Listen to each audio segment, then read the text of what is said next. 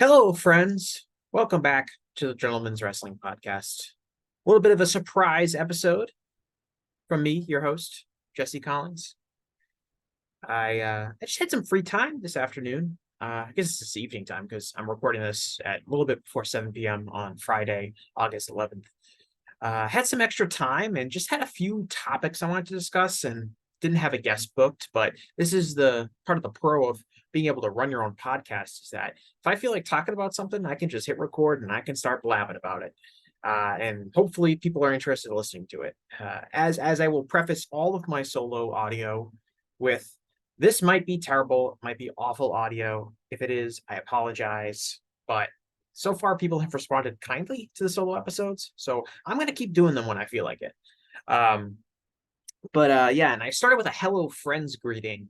That's a Jim Nance says when he does the Masters. I don't really like Jim Nance as a fan of AFC, a major AFC team that has played many big games on CBS. I've had Jim Nance call a lot of the games for my favorite team, and I do not like him as a commentator, but I do like it in the Masters when he says, "Hello, friends."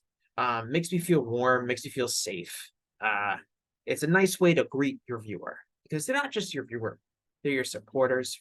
Podcast wouldn't be possible without the supporters. So these people are my friends. Each and every one of you listeners is my friend, unless I've met you in real life and I've told you explicitly that you're not my friend, because then we're not friends. But for all of you who I've never met before or I have met and had kind interactions with, hello, friends. Anyway, I kind of had three separate topics to talk about, one in WWE, one in AEW, and one in New Japan Pro Wrestling. And they're kind of all going to blend into kind of being the same theme, which is kind of a loose evaluation of each roster and kind of where certain wrestlers are right now. But we'll start with AEW. And the reason I wanted to start with AEW is we are now 3 weeks away from All In, the biggest show in company history, one of the biggest wrestling shows of all time. And from an attendance perspective, it's going to be the biggest wrestling show of all time, unless you count the North Korea, New Japan, and WCW shows, which I don't count because that's not a paid audience. And people supposedly had like guns in the back of their head telling them they have to go to the Mayday Stadium to witness Antonio Inoki and Ric Flair. If I was a military dictator, if I were to be one, then perhaps I would be setting up wrestling cards and making my people watch them. Probably not with a gun to their back. I don't think I could be that. But then again, I couldn't be a military dictator, could I? If I was afraid to do that. But anyway, this is going to be over 80,000 fans. It's going to be one of the biggest shows of all time. And we should be feeling, as fans, like this AEW is on a roll heading into their biggest event of all time and going to set the record for highest attended wrestling show of all time. But that doesn't seem to be the case. And there's a number of reasons for that. But I think in general, what I've noticed from interacting with a lot of different people and hearing from a lot of different fans and talking to some of my colleagues in the wrestling media space, in the wrestling analyst space, there's a tremendous amount of anxiety about AEW. More so than usual. There's always been anxiety about AEW. Are they going to be able to make it? Are they going to be able to exist? Are they going to be able to survive? Are they just going to be a flash in the pan? Can they last a month? Can they last a year? Can they last several years? Can they, run successful pay-per-view events? Can they keep drawing? Can they run a stadium show? All of this anxiety about AEW has existed for a while, pretty much since the company was first announced.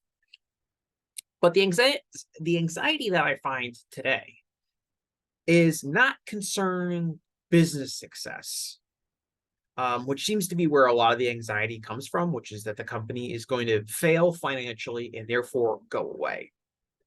The anxiety that I sense now is about the content and quality of the product.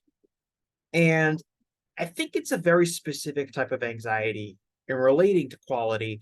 I think most people will tell you that AEW Dynamite and AEW Collision are good wrestling shows each week. They're entertaining. They have good matches. They might have a good angle or two. The shows are good. The pay-per-view events are the same thing. every pay-per-view event seems to get really positive feedback, and most people would agree that AEW pay-per-views are pretty much can't miss in terms of quality. So that's never been AEW's issue, is that the product is good or not. And even now, the product still seems to be good more often than it is not. But there seems to be kind of a prolonged discussion that has now stretched back really since the start of this year concerning, I think, the long-term direction of the company, and particularly where are all these wrestlers headed in terms of AEW? What kind of storylines have been set up for them? What types of feuds are they in? What kind of character are they developing? And as we sit here 3 weeks away from the biggest wrestling event the biggest event in AEW's history, it seems like there's not a clear direction for a lot of major stars on the show. And that is reflective of the lack of clear direction and clear character work of a majority of AEW's roster. And I'm not going to go up and down the entire roster and tell you which one, who's doing what. But if you look at this card that we have for All In, and part of the reason is we only have a few matches for this card, and I think okay, MJF and Adam Cole, they have a very clear direction. It's easily the strongest match on the show based on, the storyline, fan interest. Obviously, it's probably going to be the main event. The world title is on the line, all of that stuff. That's good. And you could throw in some of the people that are around that feud, like Roderick Strong. Now it looks like, Matt Taven and Mike Bennett are involved. So those people have a clear direction. Looks like we're going to get Young Bucks and FTR. I would say that really doesn't have a strong direction, but they're at least stepping into that feud, which they can heat up pretty quickly because there's so much animosity between the two teams, both real and perhaps both kayfabe and perhaps real. And obviously fans are kind of divided on that. That should work. I'm not worried about that match at all. I think the crowd will be hot for it. It will feel big. It will feel important, even if it's being done on kind of a quick build. Outside of that, I look at this roster and I say, what's going on? What are they doing at All In? Let alone what they're going to do at All Out, which is only a week later. That's a different issue. And kind of how that's reflective of broader issues, I think, with AEW creative and the AEW roster in general. Let's look at this thing. Like CM Punk, who comes back, like when CM Punk was being rumored to come back, to me, it was so obvious that CM Punk needs to feud with Kenny Omega and the Elite. That is the question that everyone is going to be asking. It's the obvious thing that they should try to do, because it's also the right thing to do. If we can show the world that these people can work together and be on the same page, that would relieve a lot of fan concern in relation to those two parties not being able to get along and that being bad for AEW. But okay, you can't do that because they still hate each other or whatever. But CM Punk really has been kind of directionless since he returned to AEW.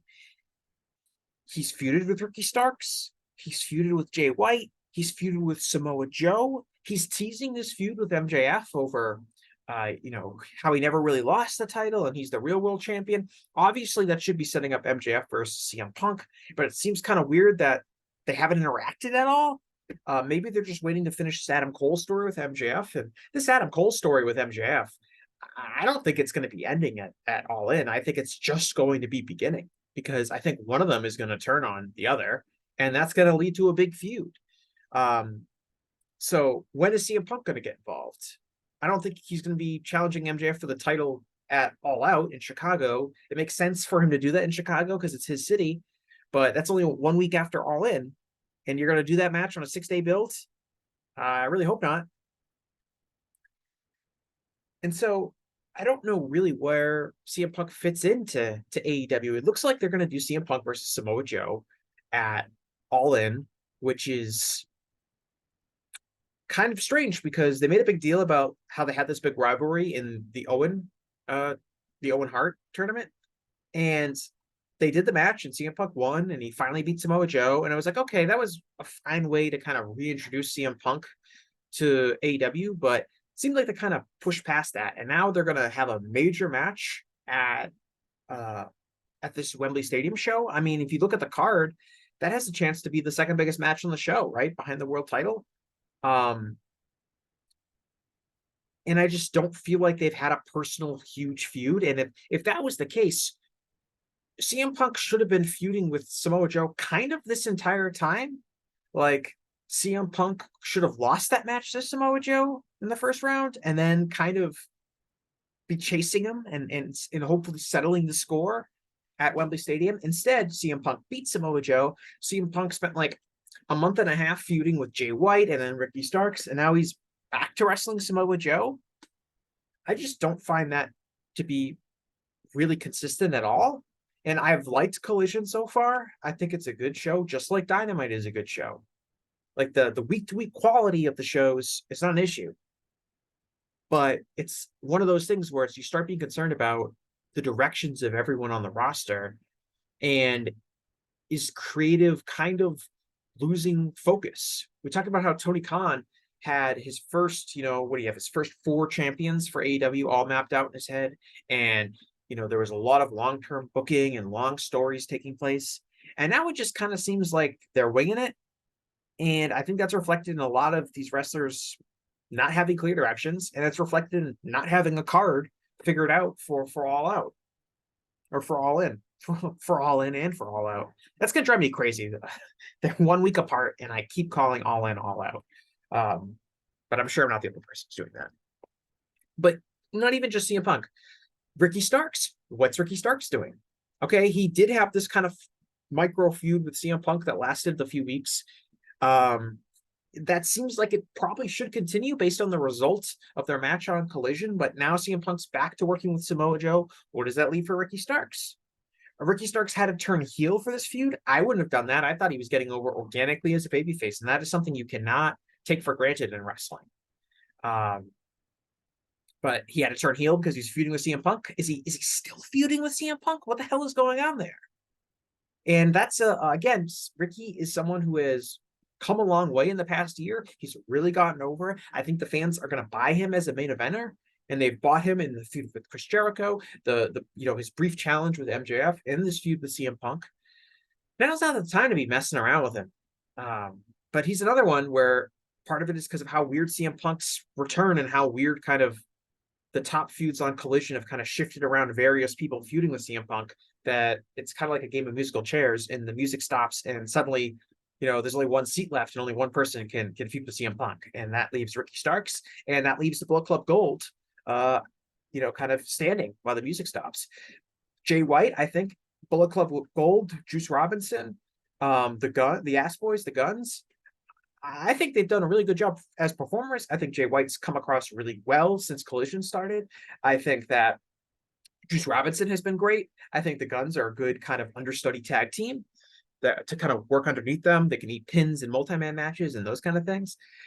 But again, had this feud with CM Punk, did the great match with FTR. But what's Jay White doing for All In? He's not wrestling CM Punk, and he's not wrestling FTR again. So what's he up to? I'm sure they're gonna come up with something for him, but I feel like we should know that a few weeks away from the major show. And again, someone who just doesn't have clear creative direction. You can move over to some Dynamite guys. Kenny Omega, is he wrestling Konosuke Takeshita? That seemed like that was an obvious feud coming out of Blood and Guts. It seems like there's so much heat on this Callis and Takeshita and fans really want to see Kenny Omega get his revenge on Callis and Takeshita. But now we have this whole Jericho angle getting involved, where Chris Jericho is kind of overshadowing Takeshita and Callis's stable. We don't really know where that's going. Maybe it's going in a creative way. I could see like maybe Jericho not teaming with Callis. Jericho kind of turns babyface, and Callis wants revenge on Jericho. But again, it's kind of unnecessary. Why can't Kenny Omega and Konosuke Takeshita just settle their differences in a major match at All In? Why can't we do that? That seems like the obvious thing. Kenny Omega gets his revenge on Don Callis by beating his protege. It's going to be a great match. It's a great singles match on a huge venue. It will be great for Takeshita to be in that moment. Um, why can't we just do that? Why is Chris Jericho getting involved? And I am a big Chris Jericho fan. I'm not one of these nutcase Jericho, anti-Jericho people who thinks that he's constantly hogging the glory of everyone else and he never puts anyone over or any of that nonsense. But this is strange to me. Kind of how he's got involved in this angle, even though, like, in a vacuum, I think Callis and Jericho have been great together. I love their interactions. I loved the Bad News Allen kind of mentions. I love the painting with Bad News looking down from heaven on Jericho and Callis. That's awesome. But from a and again, that's part of the issue with AEW to an extent, where in a vacuum, week to week, the shows are good, the segments are good, but in the long term, what are we looking at? What are we building? And is that negatively impacting the rest of the roster and kind of the long-term star power of certain wrestlers and just keeping fans engaged? In relation to the Jericho thing, it looks like he's going to feud with Sammy Guevara again or Daniel Garcia. It's kind of strange because if Jericho turns his back on the Jericho Appreciation Society, he's got Sammy and Daniel Garcia, both who would be the logical person for him to feud with, as the kind of you turned your back on us, and now I'm going to kick your ass. So it's kind of like Sammy and Daniel Garcia are going to take turns doing that. I guess you could do Takeshita and Jericho versus Sammy and Daniel Garcia. And by the way, Jericho is apparently going to be wrestling Will Ospreay on the show. That's the rumor that Jericho is going to wrestle Will Ospreay. So maybe we'll get Omega versus Takeshita, Jericho versus Will Ospreay. That wouldn't be too bad. But as far as a regular Dynamite viewer and what we're seeing, which is kind of what I'm getting at here, it doesn't seem like there's a clear direction for these guys. It seems all very muddled. And if it comes down to Jericho eventually feuding with Sammy and Daniel Garcia, I think Daniel Garcia should get that the primary role in that feud, because I think Sammy Guevara, to me, I like Sammy. I think he is very talented, but we've already seen Sammy kind of get several pushes, and he's gotten that shot. Daniel Garcia really has not, and I think Daniel Garcia at this moment has higher potential than Sammy Guevara as a top guy. I think Danny Garcia is more over right now than Sammy Guevara. I think the whole "you're a wrestler" chant will totally take over, especially as he's feuding with Chris Jericho. And I think Garcia should be one of those guys to beat Chris Jericho, just like Ricky Starks did. I think that is if I were to pick, between him and Sammy, I think he's the obvious choice. Now, I think they rate Sammy higher. Tony is obviously a huge fan of Sammy Guevara. So it wouldn't surprise me if Jericho and Sammy is the primary feud and Daniel Garcia is kind of underneath that. That would be a mistake, obviously, but I could see that's the way they're doing. But again, we don't really know where they're headed in that direction. Because Jericho is still figuring out this thing with Callis. And I get, I don't want to make it seem like we need clear answers for where all these people are going right now, because that's not how booking works. And really, we shouldn't have clear directions for everyone at all times. We should not necessarily know where something is going. But there's a difference between having that kind of element to a wrestling show and having a show that is just, over the long term, wrestlers seem inconsistent in the way that they're presented. They maybe have a few big matches and then they're off TV entirely. They don't seem to have clear opponents, or they're just kind of, in multi-man matches. There's a difference between having kind of a structured storytelling and uncertainty. Like I would say the MJF and Adam Cole angle is a structured moment of uncertainty. We as viewers really don't know who's going to turn on who, and that's exciting. But we know that they're at least engaged in this feud and there's a plan there. It's hard for me to see if there is a real long-term plan with Jericho, Kenny Omega, Takeshita, Callis, Sammy Guevara, Daniel Garcia. I don't know where any of those guys are going. So, and maybe there's a master plan and all of these strings are going to be pulled and it's all going to be woven together and it's going to be great. But it just seems really muddied right now. And I think that's contributing to this anxiety. You can move over to the women's division, similar thing, like Hikaru Shida. I think her match with Toni Storm was great. I love seeing her win the title. Seems very over. She's going to have a big match, in the 4-way at Wembley Stadium at the All In show. Does she hold the title for a long time? It seems kind of like maybe one of those title wins where she wins it and then she'll lose it right back to Toni Storm. It's a 4-way match, so she doesn't necessarily even have to be pinned, so that can kind of continue the feud. not really a clear direction with her, not real clear direction with a lot of the women's division. Britt Baker's in this match, but Britt Baker and Jamie Hayter before she got hurt, and Sheeta's been in the mix as well. Obviously, they've kind of had this really prolonged feud with, I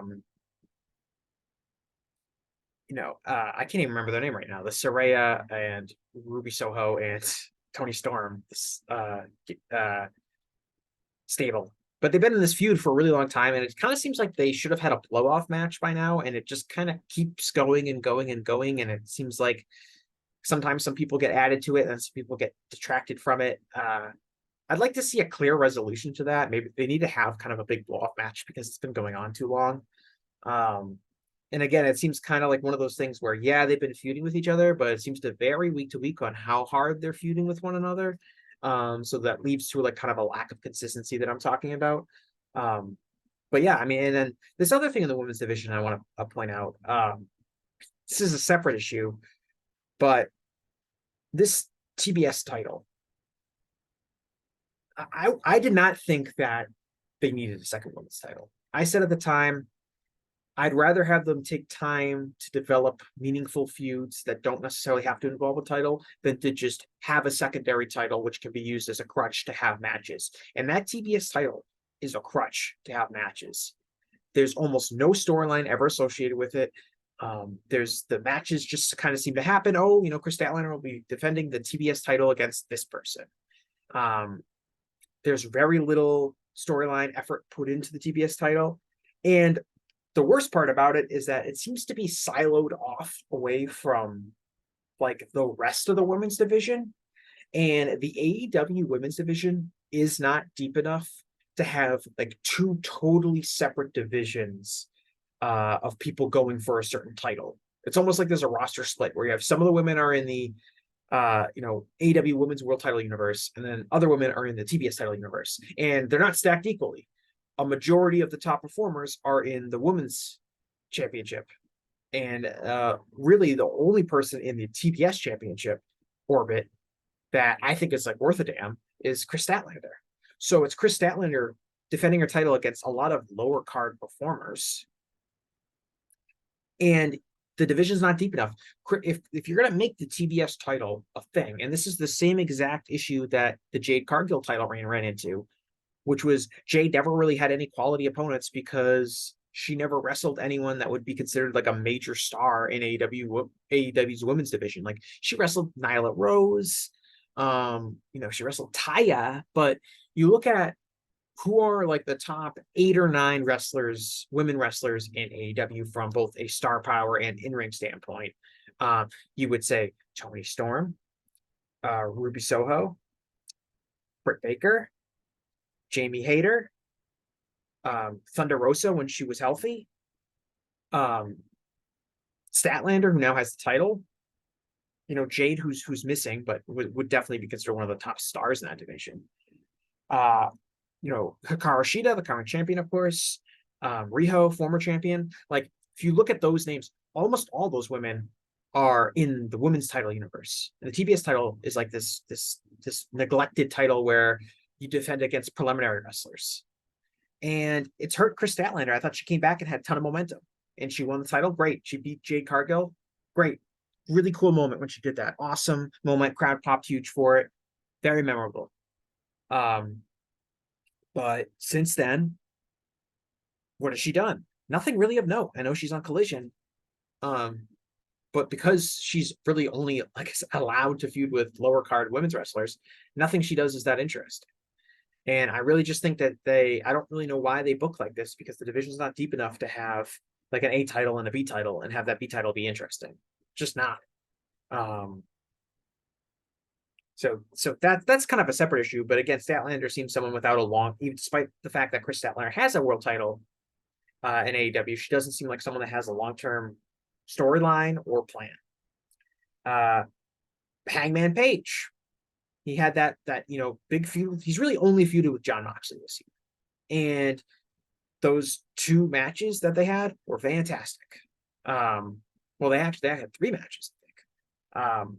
The Texas Death Match is one of the best matches of the year. It's one of the best matches in AEW history. It might be my match of the year this year. I'll have to go through it. It's going to be tough for me to rate anything higher than Kenny Omega versus Will Ospreay 2 from Forbidden Door, but that Texas Death Match is right in the mix. And I think Page has been great this year, but he hasn't wrestled that much. He hasn't had many singles matches. He's really only had one feud, and now it looks like the BCC feud is over. And this is a major star, like really one of your like 4 or 5 biggest single stars in AEW, I think undisputedly. And he doesn't seem to have any direction at all for All In. And that's really disappointing. And I look at some of these other people that I've named so far that don't seem to have clear directions, one of them being Jay White. And I think, man, what if those two guys had a great match together? Why can't they feud with each other now? Jay White's on Collision and Hangman is on Dynamite, and might be asking too much for them to be in the same locker room. Like, I don't know if Hangman Page can come over to Collision, but they should be having a feud or something like that. Feud with a top guy. Page is a top guy, and he needs other top opponents to feud with. And outside of the Jon Moxley feud, it just simply hasn't been there for him this year, and that's really disappointing. I liked his work in the Elite versus BCC feud, but that was kind of him being a collective along with the Young Bucks and Kenny Omega. He's an independent star now. That was kind of the whole story, was him going out on his own and making it. Is he going to feud with Dark Order? I don't think so. Like, I don't think he should be he needs a top feud. And I like Evil Uno, and I like Stu Grayson, and I like Silver and Reynolds, but they are not top guys that should be wrestling. Like, Evil Uno and Hangman Page is not the kind of match I would envision for Hangman Page wrestling at Wembley Stadium. And I think everyone would agree with that. So he's another guy that I have a problem with. And then, you got these guys like Wardlow who were pushed really hard and they disappear off the face of the earth once they kind of fall out of the title picture. When is he going to come back? And is he going to come back? Is he going to feud with Christian and Luchasaurus?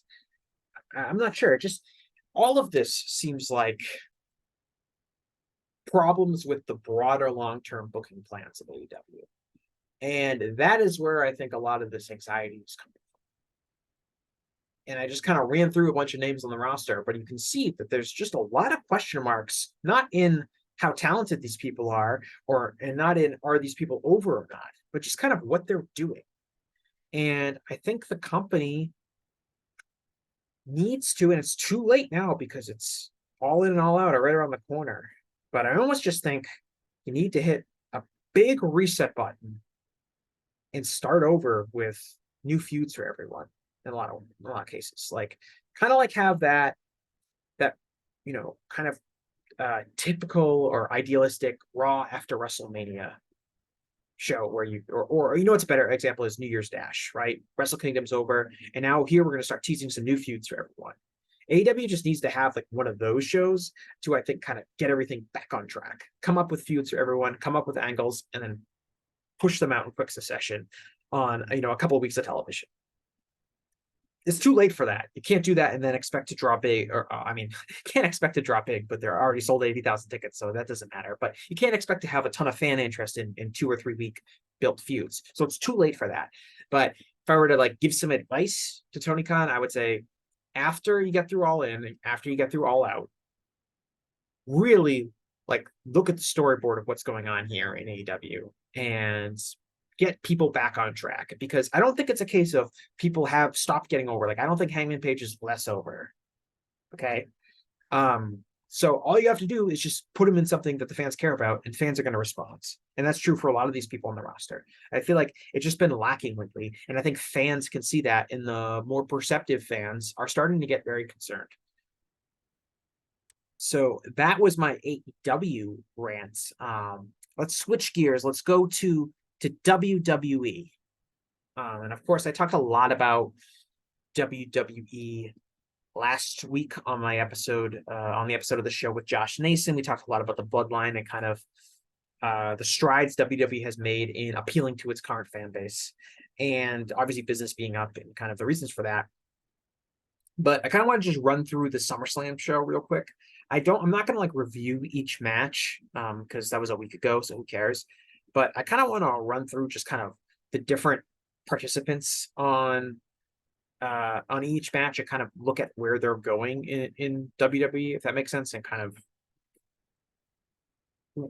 give where do they stand in the company and that kind of thing. Opening match was Logan Paul versus Ricochet. Um, Logan Paul is a celebrity, so and the fans. I don't think he's over as a babyface, but the fans kind of respect him a lot more as a wrestler um, than they did when he first debuted. Which why wouldn't they? He's been excellent given his level of experience.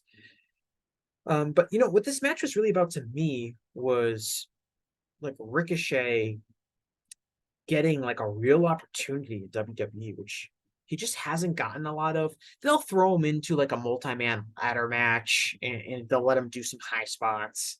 But for this show, he had a real feud. He exchanged promos with Logan Paul, and he went out there and he had an 18-minute match on a pay-per-view on SummerSlam in front of 50,000 fans. And that's kind of like what we always hoped Ricochet would be allowed to do in WWE. And he just hasn't gotten that many opportunities. And I think, they had an idea, which is like, we want Logan Paul to do a bunch of athletic stuff and have these gifts that go viral on social media. So they put him in the ring with a guy that can do all that stuff and can keep up with him and help him get through all of the playing high spots. So they picked Ricochet. I don't think it necessarily confirms that like WWE really believes in Ricochet, that Ricochet is suddenly going to get a giant push in WWE, because I don't think Vince McMahon really sees much in him. And when that happens, I don't care that Triple H is like pretending to still be in charge. Ricochet is not going to get a gigantic push as long as Vince McMahon is calling shots in WWE. But that being said, this was a very nice match for him to have, and I'm happy that he's able to at least get that opportunity, because there are a lot of guys in WWE that kind of have similar talents, and we just don't see them get the same kind of opportunity like that. And this was at least a chance for Ricochet to be presented like a serious main roster star, which is unfortunately there's been few and far between opportunities for that have been few and far between. Second match was Cody Rhodes versus Brock Lesnar. This was kind of the end of Cody Rhodes' feuds. I'll tell you what, I did not like the ending to WrestleMania. I thought it was a terrible finish, and I thought they made a big mistake by Cody Rhodes not winning. I do think Cody should be like kind of really grateful for Brock Lesnar being there for him to wrestle, because I do think Brock is such a big figure in WWE still, that Cody and Brock, like Cody feuding with Brock, it doesn't feel like Cody took a step down because he lost the match at WrestleMania, which is what my big fear would be Cody has gotten over as top babyface, and now that he's failed at WrestleMania and he lost against the biggest star in the company in Roman Reigns, there's nowhere to go but down. And I don't think he's as hot as he was going into WrestleMania, but I do think that this long feud with Brock Lesnar has at least allowed him to maintain a level of babyface aura that is important for his long-term survival as a drawing babyface in WWE. And so they had their match. Brock at the end, despite turning heel, is now a babyface again by shaking Cody Rhodes' hands. We never found out why Brock Lesnar attacked Cody Rhodes and turned on him in the first place. It's just never explained. Apparently Brock went into business for himself by doing that, but who knows if that's true or not. It was all very confusing to the viewer, I guess, but I don't think fans ultimately really care if Brock Lesnar is a heel or a babyface, or really what any of Brock Lesnar's motivations are for anything. He's Brock Lesnar. He comes out, he suplexes people, he gives them the F5. He's the most believable badass in all of wrestling. Like, I don't think people think too complex about Brock Lesnar's character, and he can get away with a lot of stuff, as from the way he interacts with people, the way he kind of switches between being a babyface, being a heel, beating up babyfaces, beating up heels. He can get away with all that because he's Brock Lesnar and he has that aura, and basically nobody else does. The Battle Royal, LA Knight won the Slim Jim Battle Royal. We'll probably talk about this on WrestleNomics this week, but I think the WWE made $7 million in advertisement revenue, according to the Observer this week. And we're going to start seeing more and more of this stuff. Like the advertisers are going to have sponsored matches and things like that. And if you watch any major sporting event, like the Super Bowl obviously is a perfect example. Like every single bit of the Super Bowl is sponsored. You got someone sponsoring the pregame show. You got someone sponsoring like the introductions. You got someone sponsoring the coin flip. You got somebody sponsoring the national anthem. You got someone sponsoring the halftime show. You got someone sponsoring all the replays that they show, the post-game show, the trophy ceremony, like all of every single aspect of the show sponsored. And that's true for a lot of professional sports events. And wrestling has always kind of under monetized those events. And having these specialty matches, and they've had like the main events have been sponsored by major sponsors before and things like that, but we're going to start seeing more and more of those. I don't really like I don't like the corniness of ones, like obviously the zombies attacking Miz for the movie, the Batista movie or whatever was bad. I don't like it when it's like, oh, it's the Pizza Hut battle royal, and like there's a lot of obnoxious product placement. But when it's just someone sponsoring something, that's fine. Who could possibly be bothered by that? I'm numb to it as a real sports fan. I never noticed that this pitcher's change is sponsored by Amica Insurance. I'm just numb to that. But LA Knight won. LA Knight's getting really over. He's getting great reactions from the fans. And that was the right choice. This was mostly a geek battle royal, but there was people like Sheamus and AJ Styles and people with more credibility in there. But LA Knight won. Then we had the MMA rules match: Shayna Baszler versus Ronda Rousey. Shayna Baszler won. This match was not good, as I could have told you beforehand, because wrestling fans do not like MMA rule matches. If they did, they'd be going to MMA fights and not going to wrestling events. Ronda Rousey, just an absolutely awful last year or 18 months in WWE. Her whole career is going to be so weird to evaluate as wrestling. It's really hard to remember kind of how big of a star she was when she first showed up in WWE, and she had that match at WrestleMania, and there was the whole, I think it was the Royal Rumble where she did the thing with The Rock. It was, her star has just fallen across the board since then. And she immediately, when she first came into wrestling, she was very enthusiastic, and she was green, but her performances were pretty good. And kind of like Brock Lesnar, she had that aura of being a real badass that made people excited for it. But ever since she came back to the company, she's been bad. Her heart hasn't been into it. She's been cashing them paychecks, and she hasn't really done much. And I guess this was the last thing she wanted to do. She wanted to put over her friend Shayna Baszler, but Shayna Baszler, people in the main roster, people don't buy her as a real wrestler because she hasn't been presented really as a top star for a long time. I know when she first got called up to the main roster, she was, but ever since I think at WrestleMania she lost, people don't care about Shayna Baszler because she hasn't been presented that way. And people don't care about Ronda Rousey because she hasn't really been presented that way. So this was no good. Fans didn't like it. And, Ronda's, I'd be surprised if we ever see Ronda again wrestling. It really seems like she doesn't like it anymore.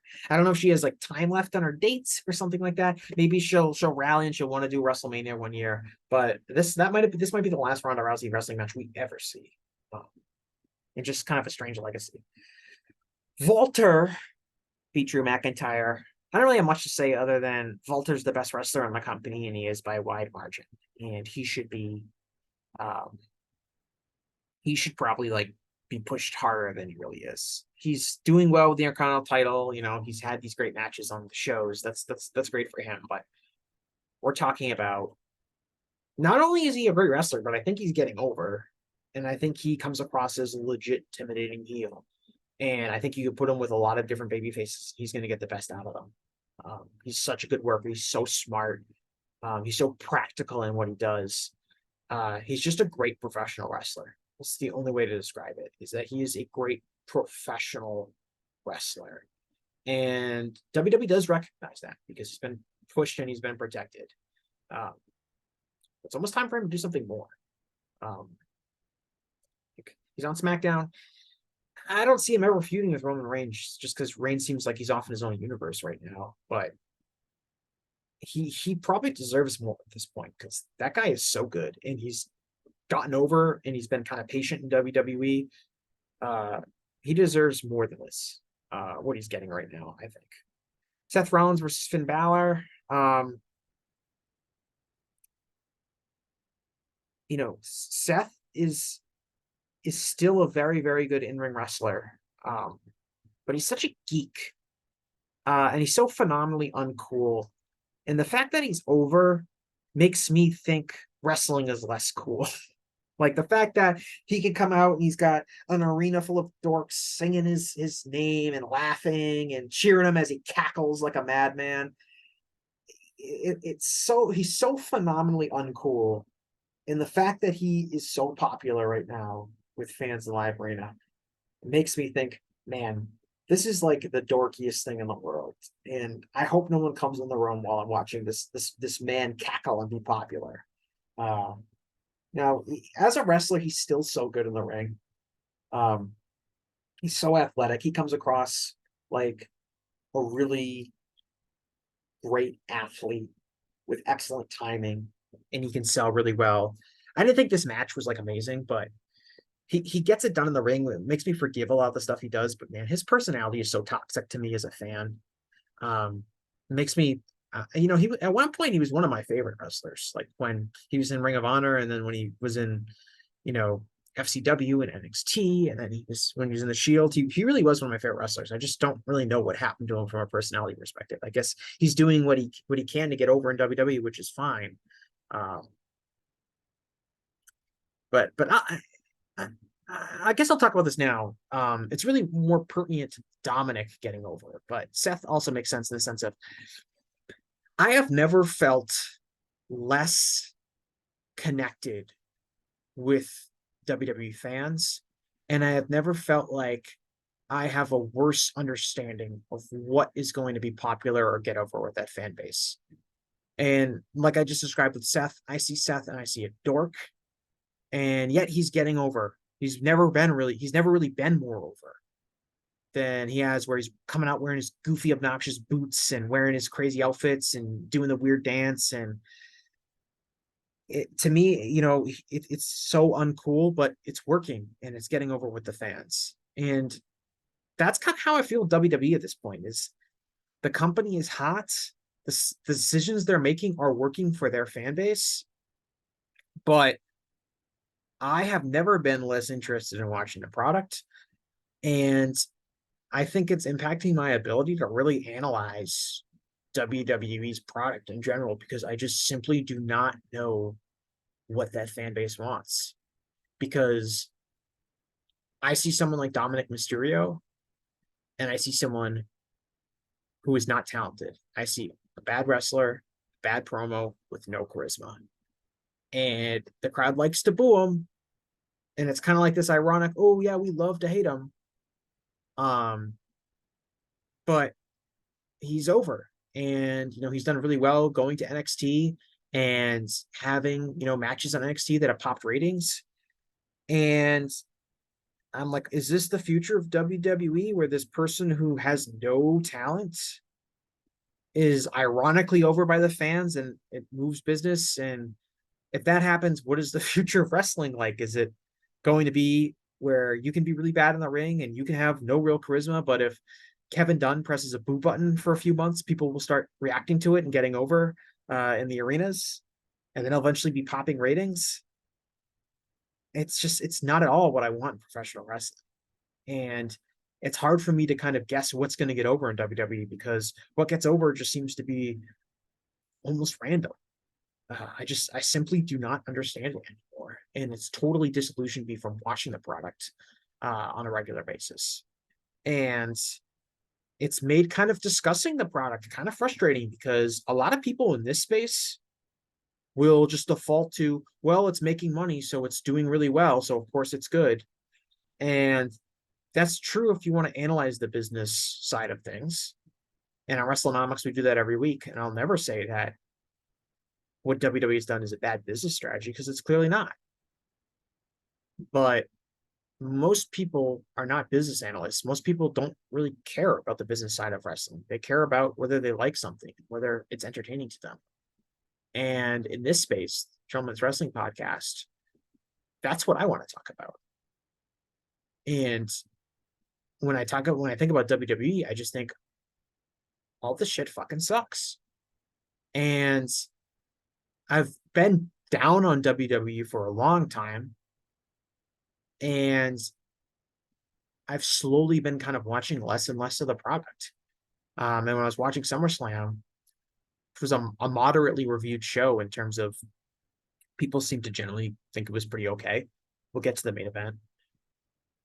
But I'm watching that and I'm just like, I have no connection with this product and it's making me sad watching it. And I don't understand why any of these people are over. I don't understand what any of these booking decisions are. And when the fans were all disillusioned and the fans are booing stuff and the ratings were down, like at least I could say like, okay, I'm in tune with what the fans want because my views on the product are being reflected in business. So I didn't feel like I was disconnected with WWE. I thought Vince was disconnected with his fans. Now I'm not sure. It seems like they finally won. It seems like that they've convinced a lot of their fans that what they do is the right way to do things and stuff's getting over. Um, and I just don't know how much longer I can like credibly analyze WWE when I really have no idea what's going to get over. As a fan, of course. So moving on, women's match, another weird thing, like Bianca Belair beats Asuka and Charlotte Flair. Io Sky comes out, cashes in the title and wins. Io Sky is a heel. She's part of Damage Control. They've been heels for a year. But the crowd, the crowd likes to see stuff happen. So they didn't, something happened. They saw someone cash in and they won the title. And Io Sky will get, her you deserve a chance. I think, unfortunately, Bianca has had a really hard time as women's champion. The problem with WWE right now is the women's division WWE is that they have two women wrestlers who are generally really awesomely over right now. It's Bianca Belair and it's Rhea Ripley, and they're on different brands and they both have titles. And the biggest match they could easily do is Rhea Ripley versus Bianca Belair, and they just haven't done it because they've decided, kind of like AEW with the women's title and the TBS title, they're now off on their own separate universes and they're apparently not going to interact. And that's disappointing in terms of Rhea Ripley and Bianca Belair are like two of my like five favorite performers on the main roster at this point. So I'd like to see them wrestle each other. That would actually get me excited, but I don't know when that's going to happen. And WWE title, the world title match, tribal combat. I talked a lot. We talked a lot about the bloodline and story on last week's episode, so I'm not going to like relitigate it all here. But I thought the match was long. I thought the match was boring. I thought these Roman Reigns matches are so predictable. They have the same layout every time. And to the degree that fans know and recognize the layout. So when the fans are watching, Roman's big main event matches, they are waiting for the ref bump. They're waiting for the interference. And anything that is before the ref bump and before the interference, they're not interested in. So you have Jey Uso and Roman Reigns having this match, and these guys aren't putting in a great effort. I know Roman Reigns was supposedly got hurt early in the match, but even before he gets hurt, and in other matches he's had, like these, we're doing punch kick, we're making faces, we're cutting mid-match promos. Like this is not an interesting match at all. So we got like 20 minutes of that. Fans don't care because again, they know the formula of Roman match and they're just waiting for something to happen. Even though the match was advertised as nobody can interfere in this match. So theoretically, fans should not have been waiting for the ref bump and the interference to happen because it was advertised as that of the match being that cannot happen. Not only do WWE fans recognize the formula, they also recognize that WWE is not going to pay attention to the stipulation. So, of course, there's a ref bump, there's interference, Jimmy Uso ran down, so Sikoa was involved. All that stuff happened. Roman Reigns retains, title continues. I understand why they did it because, the bloodline thing is moving business. And in wrestling, you ride something until the bitter end. And even when it stops drawing, you keep riding it. And then you eventually give up. Just the way hot angles work. Look at the NWO, you can see the exact same thing.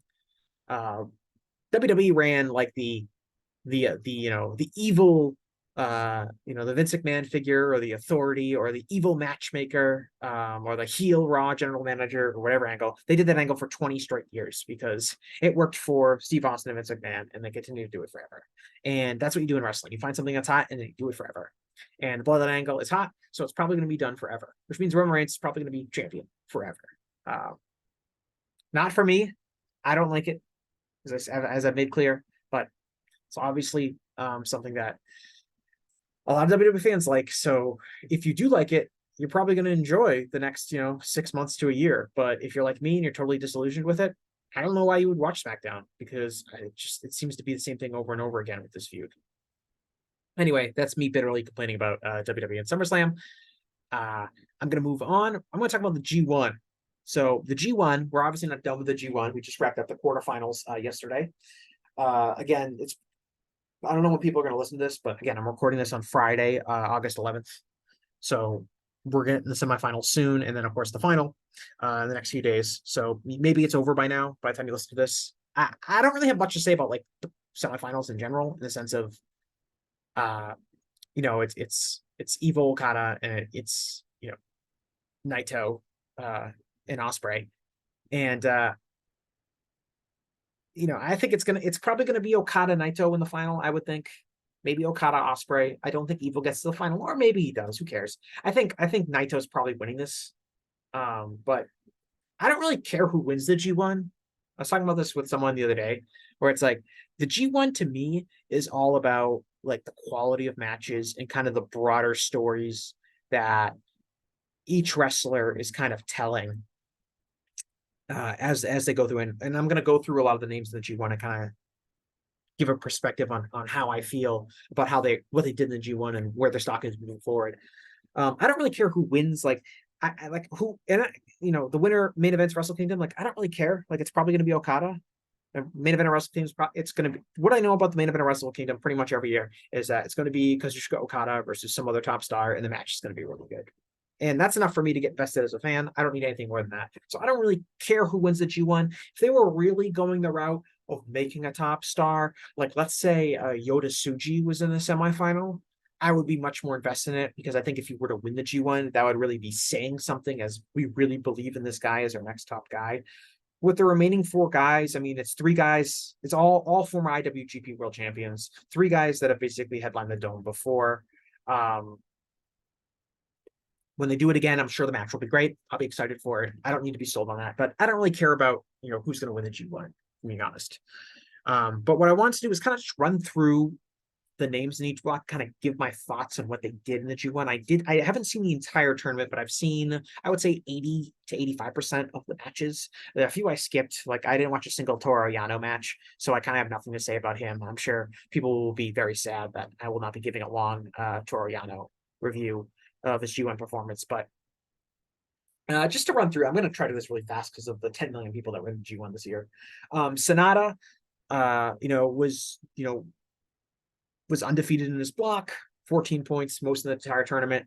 I thought Sonata was pretty good in this tournament. I thought he had some pretty good matches at times. I thought his match against Yota Tsuji was really good. I thought his match against Aminu was also good.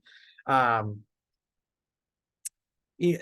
didn't think the match against Gabe Kidd was like awesome, but I did like kind of the heat and it felt more like an angle than a match, so it was kind of hard for me to rate that one. But I did like the kind of intensity that Gabe Kidd brought to Sonata. I mean, to me, when I watched Sonata versus Yota Tsuji, I thought, man, this Yota Tsuji guy, he's a top guy. He's got charisma. He's an exciting wrestler. I just feel so good when I watch Yota Tsuji wrestle. And I think Sonata is Randy Orton. He looks the part. He moves the part. Some people insist that he is the part. The company books him like he's the part, but it just is. I get Sonata's not bad. I don't think that pushing him as champion is like was a mistake, because I do think you gotta take a chance on guys like this when you're trying to make a new star. And Sonata has a lot of the tools that you think will make a good star, but he's just not that guy. And again, like his G1 performance, real solid. Not a standout. And when you're in a company with Kazuchika Okada and Will Ospreay and Tetsuya Naito, like you got to be a standout for me to think that you should be the top guy. And he's just not at that level. Hikuleo was kind of the big winner in terms of the A block, as far as like a young guy going to get a big push. I thought his first few matches were not particularly good.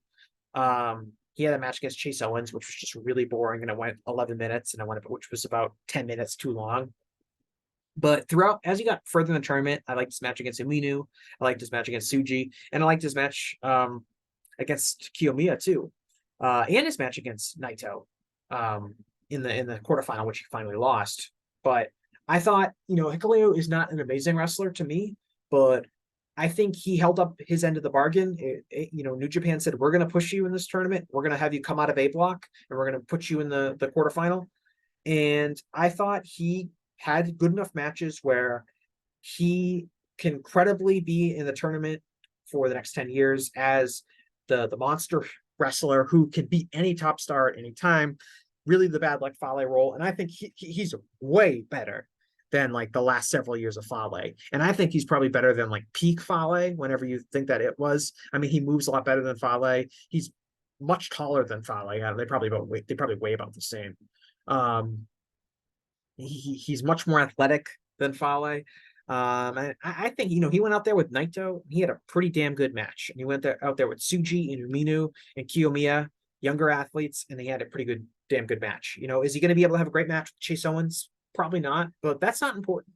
What's important is that he can have good matches with the top stars, because his role is going to be, being a monster for those top stars to overcome in these tournaments. And I think he did a really good job of that.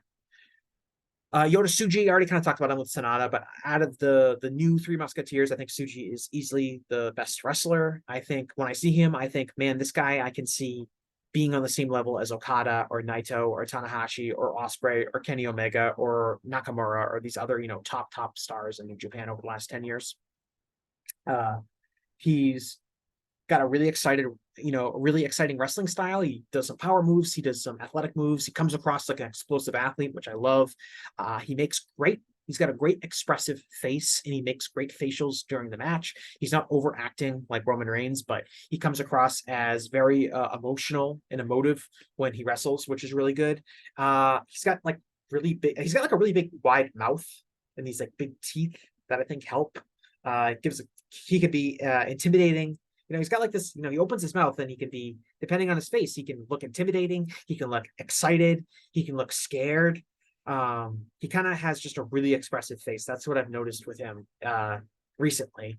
And he just has it, man. If they picked a guy to push really hard from the get-go, he obviously already challenged Sonata for the title, and they chose right, because this guy's damn good. And I would have probably had him advance further in this tournament than he did.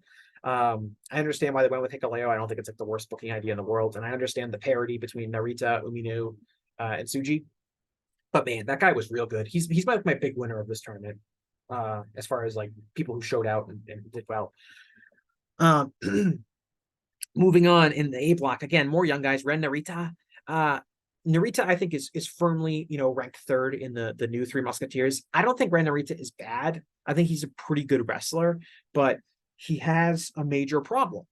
And the problem is the company decided that his gimmick was going to be, you're going to be the next Shibata, which is not a good gimmick for a couple of reasons. The first being,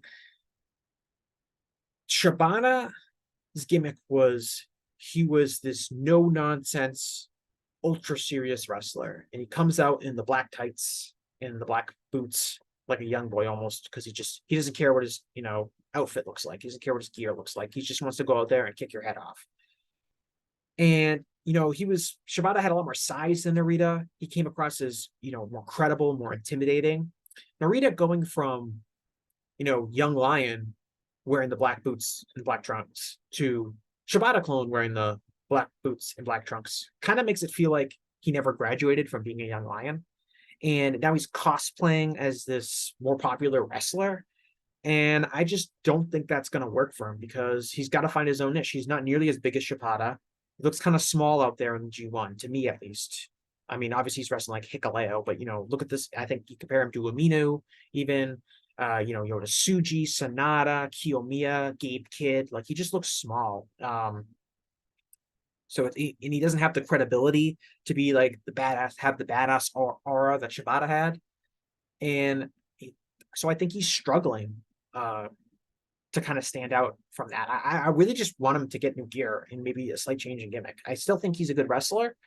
He had some good matches this tournament. I loved the 2 draws, mainly because I love draws in wrestling, and I liked the 20-minute time limit in this tournament because I like draws, and I wish there were more of them in just all of pro wrestling, because I think they're an amazing tool for telling stories and to having ongoing feuds and things like that. But yeah, he had an okay tournament, but easily, if we're looking at, in this block, who was a breakout star, he's definitely behind Umino, he's definitely behind Suji, he's definitely behind Hikuleo. Hikuleo advanced. So not like a great tournament for Narita. I'm sure he'll get many more opportunities to kind of stand out. I think his gimmick has to change a little bit. Shota Umino, I thought did really well. I would have him just a hair below Suji in terms of like how much they accomplished in this tournament. He's getting over. He's a very good wrestler. He's turning into a very good wrestler. I think, he was plagued by inconsistencies. He wasn't in great shape. He obviously didn't have a great situation going over on his excursion to the UK right as the pandemic started. But he's shown, especially with like his matches with John Mox, when he's teaming with John Moxley and the two Forbidden Door matches, and sometimes in New Japan, he has flashed that he has top tier ability. He had that stinker with Naito earlier this year that kind of maybe set him back in some fans' eyes, but I think he's going to get there. I think he's a really talented guy. I like his look. I think his charisma is starting to connect more with the audience, and I think he's getting there as an in-ring guy, where I could see him being a top in-ring guy in New Japan, which is really hard to do. It's a very high standard to hit, but I think he could get there. The rest of these guys, like, Kiyomiya, I don't really have a strong take on Kiyomiya. I think other people can talk about what's going on with Kiyomiya a lot more than me, but obviously, if you were a big Noah fan, his performance was disappointing. I don't think he had like many great matches. He was solid and he was okay. I just, I really didn't think he stood out. And that would be more troubling than like, oh, he wasn't protected that well. Like, okay, that's fine. But I was looking, he's in a block with a bunch of guys who are in his age range, Narita, Umino, Suji, Hikuleo. Hikuleo's a little bit older, but, Gabe Kidd, all these guys that are around the same age as Kiyomiya. And Kiyomiya has a lot more experience, definitely a lot more like big match experience than these guys. And I didn't feel like he stood out. And if I was just an assessor of talent, that would kind of worry me. And I still think Kiyomiya is like a super talented guy, and he should still have a bright future. He's already so accomplished at his age and what he's been able to do in Noah. But as far as just this tournament goes, I would say like he doesn't look to me like a standout future superstar in professional wrestling. Not compared to Suji. And maybe some pro wrestling Noah fans are really going to have a strong reaction to that. But just from watching him in this tournament, I saw Kiyomiya and I was like, I don't think he really felt special. And I've seen his best work in Noah, and he is capable of being a great pro wrestler and having like a 5-star match on that. But I don't think in this tournament he came across as special, and that would kind of trouble me because he's not being protected in booking. So he's going to need to come across as special as like an in-ring performer and having, charismatically. And that's just not happening. Gabe Kidd, he was doing mostly character work in this in this tournament, just doing a lot of brawling before the match would start and getting on the ring. He had his match with Chase Owens only technically went on, 2 minutes and 55 seconds. His match with Hikuleo only went, 3 minutes. Like he's doing a gimmick. He's doing a lot of character work. I think, some people really like it. It's fine. I understand what he's going for. I kind of just want to see him get in the ring and wrestle guys because I think he's really good at that. So I didn't really love his tournament as far as like a quality standpoint, but I still think he has a bright future, and he's obviously a very good wrestler, and he does come across as a convincing jerk. So he should do really well in New Japan going forward. It was a strong tournament in that regard. I kind of wish he had like more serious matches because I think he left something on the table. B block, this has less experience. This has mostly established New Japan guys, so we're going to try to speed through them faster than I was going through A block. Okada obviously is probably one of the favorites to win this tournament. It's either probably going to be him or Naito. Okada is a great wrestler. I thought he had a great match with Yoshihashi. I thought him versus Taichi is probably my match of the tournament. So far, as I say this, right before the semifinals, that Okada Taichi was my favorite match. I want Taichi to win so bad. Him and Kenta had a kind of, we'll get to Kenta. I'll bring that up in the Kenta section. Now, I had a decent match with Okan. Obviously, him and Ospreay had like a rushed match because they only went 17 minutes, which is obviously very short by their standard. They probably needed to go twice as long. But obviously, it was still a high quality match. Him versus Phantasma was also really good. He's Okada. He's probably the most underrated wrestler in the world right now in terms of just how great he is. And I know, like, He's Okada. Everyone just underrated is probably not the right word. Taken for granted. He's certainly taken for granted. The quality, the consistency, his ability to work with a variety of different appointments, his ability to consistently come across as a huge star. Did I just say a variety of different appointments? I meant to say variety of different opponents. I might be talking too fast. I'm locked into this G1. I apologize if I said some nonsense earlier. But Okada is great at working a wide variety of opponents, not a wide variety of appointments. I'm sure he can do that. I'm sure he can go to many different appointments in a given day because he's Okada. But in terms of wrestling, great job working with a bunch of different opponents. Yoshihashi, always a guilty pleasure of mine in the G1. He's being booked more seriously, winning the Never Six-Man titles and then having the tag team with Goto really take off and winning tag team titles multiple times. So he has more credibility now, but I just love Yoshihashi, the great trier, one of the great triers in the history of New Japan Pro Wrestling. He's really comes across so earnestly as a babyface that wants to win matches in front of the crowd, and he rarely does, but I always think he puts in a great effort. And his in-ring stuff is really solid. He doesn't botch moves. His selling is good. He knows when to fire up at the right times. Like, he's just a really good pro wrestler. And I don't know if he'll ever get proper credit for that because he was presented as just kind of a pin eater for like 10 years. But Yoshihashi's damn good, and I kind of had this debate with some people a few weeks ago, which was like, did Yoshihashi actually get better at pro wrestling over the last few years, or is he just being presented differently? And I'm kind of on the side of he was always pretty good and he's being presented as more credible, so he's getting over more. But other people who watch New Japan very closely were pretty insistent that his charisma is way much better. He's connecting with the audience a lot better. He's definitely improved later in his career, which you don't always see with wrestlers, especially ones like Yoshihashi who kind of get comfortable settled into a certain position. Another guy in that boat is Taichi, who spent a long time kind of being an underachiever in pro wrestling, and it's kind of like a joke almost that he was Toshiaki Kawada's student, because of all the people for Kawada to train, it's Taichi is carrying on his legacy. But obviously the last few years he's turned into a really consistent, really strong singles wrestler. Had some great matches in this tournament. Like I said, my favorite match of the tournament is probably Taichi versus Okada. So another strong tournament for him. I hope to see him in many more G1s because he's just a damn good wrestler and he gives it his all every time he's out there. Someone who maybe doesn't give it their all every time out there is Kenta. I thought Kenta was lazy. I thought Kenta was boring. I thought Kenta had almost no interesting matches on this show.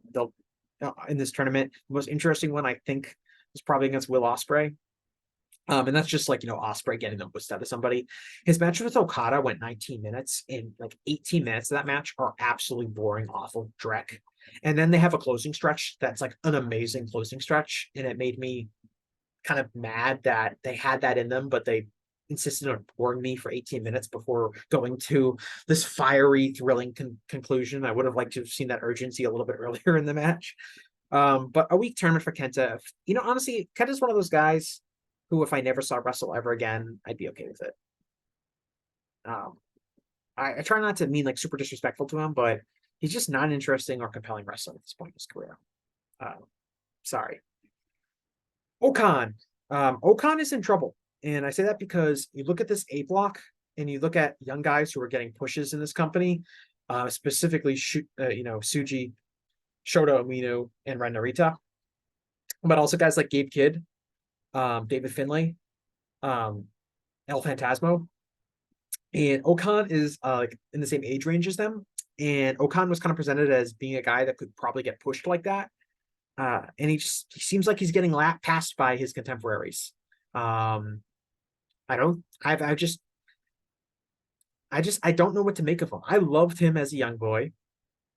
Did not like him when he went to England because I didn't like the gimmick. Came back, didn't like the gimmick.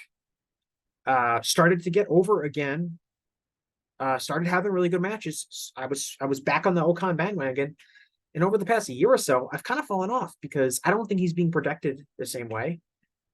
He just seems like a mid-card guy on the roster. And he's still got the gimmick where sometimes he wrestles seriously, sometimes he, is doing a lot of character work. And I get that. It's part of the performance, but I just kind of wish he was a big hoss tossing people around. He has the physical presence to do that. I don't know if it's insistence on the gimmick. I don't know if he's lazy. I don't know what the deal is, but he has so much potential, I think, to be a great wrestler. And I think he's stuck doing what he's doing now. And it's disappointing to see that. And I thought he had a pretty disappointing tournament, all things considered. And I think he needed to have kind of a killer tournament because of the pushes the other young guys in the company aren't getting. He needed to go out there and kill it every night, and he really didn't. So his stock is down for me. Will Ospreay, I don't really have anything to say about Will Ospreay other than he's great. He had great matches throughout the tournament. He had like the best match of Kenta's tournament. He had the best match of Tangaloa's tournament. If you have a limited wrestler and you need someone to get something out of them, Ospreay's your guy. Tangaloa's knees are gone. Dave Meltzer said that Tangaloa's knees were so bad that he was told to retire. So working a G1 on knees that you were told were so bad that you would have to retire by doctors, your tournament's not going to end up looking that well. I thought he had a really good tournament a couple years ago, but I think injuries have just slowed him down, and now he's just not an explosive wrestler anymore. When he has an opponent, and I thought Yoshihashi and Phantasmo and Ospreay were good for this. When he has an opponent that is just going to run at him and like do all of the movement and work, then he can still be okay because he's physical, and if he can just stand there and he has a physical presence to him, he's okay. But when he actually has to move like and hit the ropes and like do a little work and like carry his own ends, he really struggled. And that's just an injury thing. He was a hard worker, for a number of years for New Japan. He's been very loyal. Both him and his brother have done that, and they're going to have places in the G1 probably for a long time because of that. And I hope maybe next year he's in better shape physically. Phantasmo came close, came on strong at the end. I thought he might be a secret person to kind of advance, and he obviously had that great match with Will Ospreay towards the end of the block. A good tournament for him. He's getting over as a babyface. I thought he definitely did better as the tournament went on. As soon as they got more lively crowds, kind of as they hit the bigger cities down the stretch of the tournament, and I think that's really helped solidify his stance as at least a mid-card babyface with potential to go higher, especially now that he's a heavyweight. Don't know if there's really an opening for him given who else they're pushing in that company, but a really strong tournament for Phantasmo. David Finlay. I love that Finlay has a shillelagh, by the way. The old family heirloom. I wonder if it's the same shillelagh that Fit Finlay used to use. I really hope it is. Loved his match in the quarterfinals against Will Ospreay. Loved the closing stretch. Had a real solid tournament. I think, I don't think he's ever going to be the world champion. I don't think he's like replacing Jay White in terms of like his status in the company. But as a never open guy, as a guy that can lead this kind of, the War Dogs, this kind of scummy, jockish faction of foreign guys, I think he's done pretty well in the role. And he had a pretty good tournament. Like I said, I really like that quarterfinals match. His match with Ishii was also very good. Big surprise there, I know. Tomohiro Ishii, I know he's on the chopping block every year because he's older and they have other guys to push. And if the tournament was maybe a little bit more condensed without 4 blocks, Ishii probably would have been on the cut. But this man should be in the G1 every year until he retires because he is the greatest G1 wrestler of all time. He's just so consistent. His wrestling style is perfect for the G1. He had, he had 7 above average matches in this tournament. They were all about 15 minutes long. And he really he goes out there and he does his stuff. It's the same match every time, and it's still great. Such a good seller. He knows exactly when to fire up as a babyface. Just great stuff. Evil, I don't like Evil's gimmick. I sometimes skip his matches just because I don't like the interference. I thought his match in the quarterfinal against Sonata was decent. I wasn't like appalled by it. Him winning was a legitimate shocking moment, and the fans popped for it in terms of seeing an upset. And he did it clean, which was cool. So I don't have any problem with that. I know some people thought it was like the worst match in the world, and they can't believe Evil's going to the semifinals and all that stuff like that. I don't need to see Evil in big matches because I just don't like the interference gimmick that is in every single match, and it's not creative or interesting. But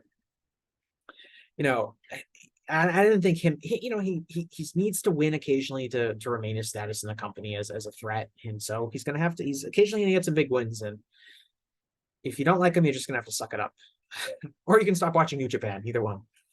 Tama Tonga, kind of similar to Tagaloa. He's in better shape than Tagaloa was, but I just didn't really think this was a particularly interesting tournament for Tama Tonga. He had a draw with Shingo Takagi, which was okay. And I feel like if you're wrestling Shingo Takagi in a 20-minute draw, your match needs to be better than okay. But again, not really anything to write home about. Shingo, again, kind of an anonymous tournament for Shingo. He's really slid back down the card ever since, he was champion during the clap crowd era. Just a tough time to be champion. Kind of got the title by default due to injuries and things like that, but I think he deserves better. I mean, he finished, in the middle of this block at 7 points. I wish he would be more protected. I understand why he's not. He's not a New Japan guy. He's getting older. They've got other guys that want to push in front of him. But the guy's so damn good. Really one of the best wrestlers of the last 20 years. Aaron Henare, I liked his first few matches. I really liked his match with Shingo. And he went over Shingo earlier. I think that was on night 1. And I think Henare has real credibility as a dangerous performer. When I see Toa Henare, I think this guy comes across as dangerous. He's got good size. He's got a great look. I love his, he mixes in a lot of like martial arts style striking. He just comes across as dangerous. And I always like that in wrestling because he comes across as credible. And whether it's as a heel or a babyface, or he's just going out there with someone like Shingo or someone like Ishii and they're just throwing bombs at each other, I'm always going to gravitate towards that in pro wrestling. And especially in New Japan, it's the perfect place for him. I think he could get a bigger push if they wanted to. I think he's fine where he is right now. I don't need to see like Henare winning the world title, but he's someone that in the last few G1s has really stood out to me as a really hardworking guy who wants to make this work. Speaking of hardworking guys that want to make this work, Mikey Nichols, mad Mikey Nichols. I could not care less about Mikey Nichols being in this tournament, realistically. But the guy went out there and he said, I'm going to work this G1. I don't know if I'm going to be able to work it next year. I am going to go all out and try to make this as good as I possibly can. And he did that. He had a really strong tournament based on my perception of him. He had a really good match with Toa Henare on the first night where he dropped Henare right on his fucking head. Thought Henare was dead, but Henare went on to wrestle 6 more matches, so he's fine. I think he got the most out of this tournament. And you could say the same thing about Eddie Kingston. Obviously, like this is Eddie Kingston, like checking off a bunch of things on his bucket list. Being AEW's representative. He's a guy that can lose a lot, so it's okay. But they protected him to a moderate degree. He picked up some side. He beat Shingo. He beat Henare. He beat Tama Tonga. Eddie held up his end of the bargain. He didn't have any like masterpieces.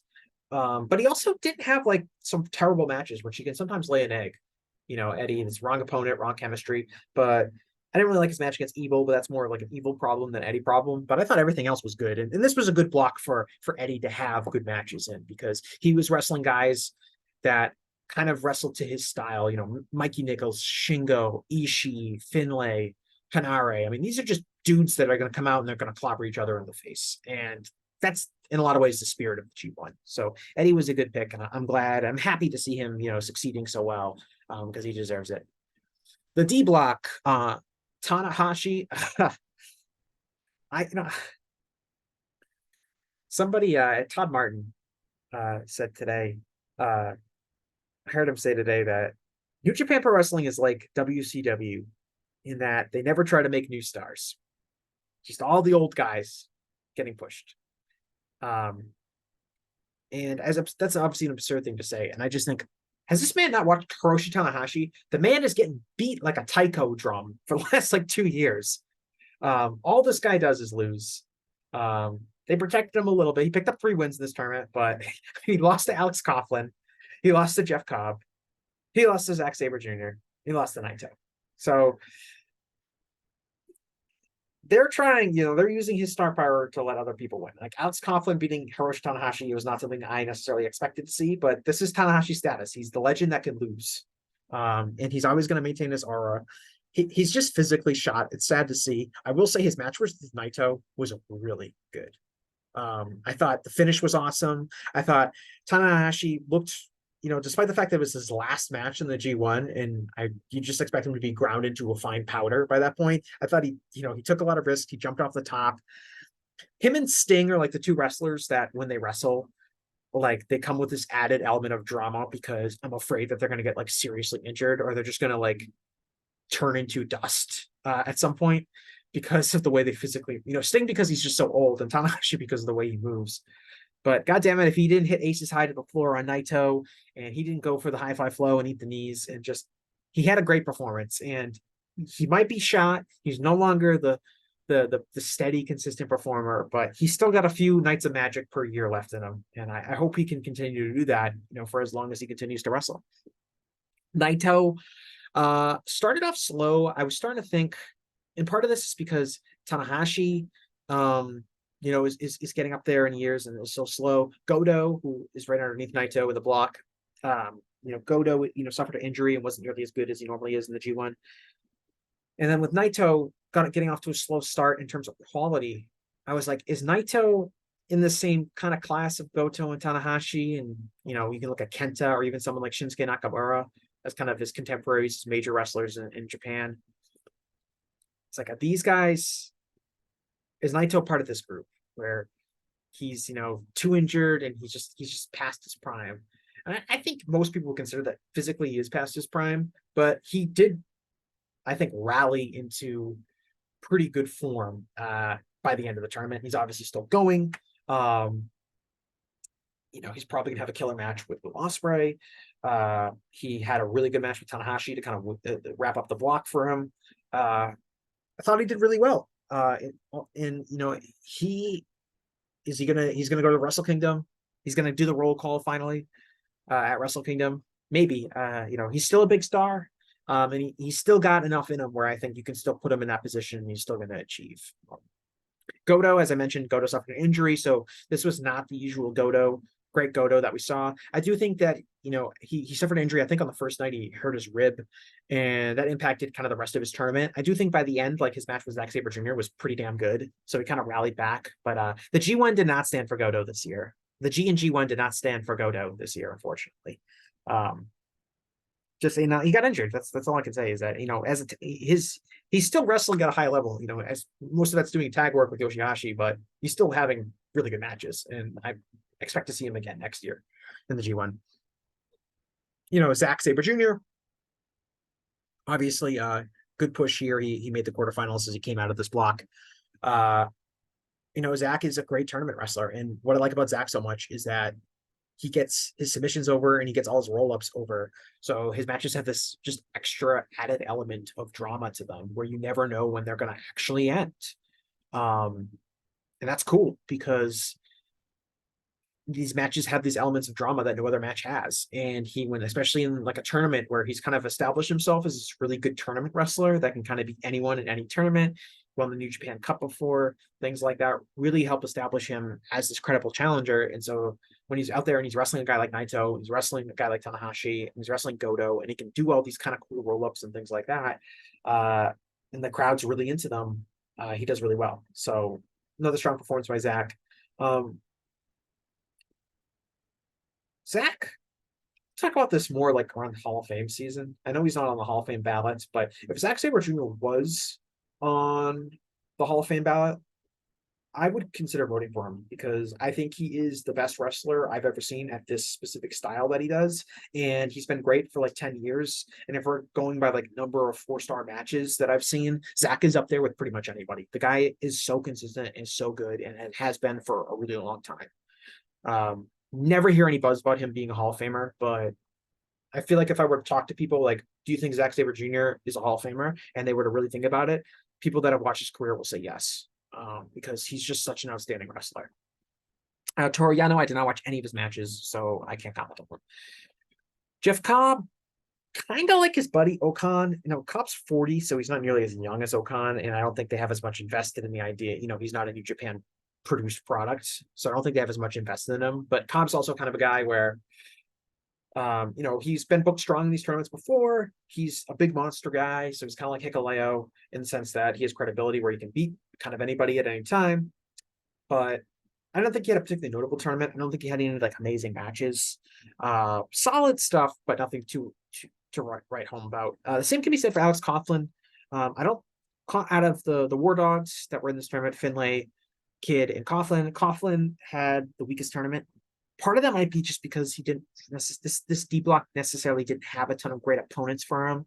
It was, old Tanahashi, Goto with a busted rib, Yano, Shane Haas and Cobb. It wasn't a great tournament. Like if you put him in a different block, I think he maybe has a few more standout matches, but he just kind of felt like a guy here. And he's definitely, I would say, like the third guy in the War Dogs unit in terms of the heavyweights. I think like Clark Connors stood out more, as a junior than Coughlin does as a heavyweight, but not really a strong tournament for him. Shane Haas has that match against Naito, which I thought was outstanding. Really big upset. Never never expected it to happen. It was kind of like the biggest upset of the G1 when it happened. He hit his finisher, which I didn't know what his singles finisher was because it's usually a tag team action. And he basically like picked, I forget what it was called, but he like picked Naito up like he was and like twirled him around like he was a piece of pizza, and then did like kind of like a big boss man style slam. It was fucking awesome, and he just like I didn't know that was his finisher, so I'm watching the match. And, Naito's going for Justino, and then Haas just like picks him up, spins him around, drops him, and I was like, what the hell was that? And then it's 1, 2, 3, and I was like, whoa, that's Shane Haas finisher, and he won with it. Just like one of those fun moments from the tournament I'll remember forever. Other than that, I don't think he really did anything memorable, but he did get that win over Naito, and it was done in a really cool way. So I'm always gonna like think fondly of him in the tournament, even if that was the only thing he really did of note. But it's kind of the G1. I think that New Japan is kind of like in a rebuilding phase. Like in some ways, they're focusing on getting a lot of guys over. In this match, they had a ton of guys in this tournament. Maybe they shouldn't have as many people as they did. Maybe it would be better with a more condensed field.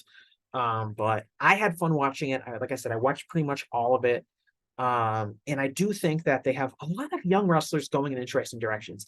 And I think I want to have Alan Forel on the show eventually.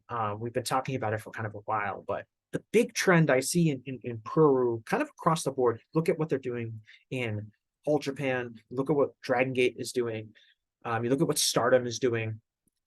There's a real youth movement trying to create kind of several exciting young wrestlers right now, and trying to make those next stars in a real concentrated effort. A few years ago, it seemed like, especially with All Japan, and Noah is still like this in a lot of cases, relying on nostalgia acts and guys in their 40s and 50s. And we've hit a breaking point in Japan where I think a lot of promotions are like, it's time for us to create a new generation of stars. And while the business overall in Japan is down, I do think it's kind of an exciting time to be watching Peru, because I do think that a lot of interesting young talent is getting pushed. And I do think that was the case in this tournament.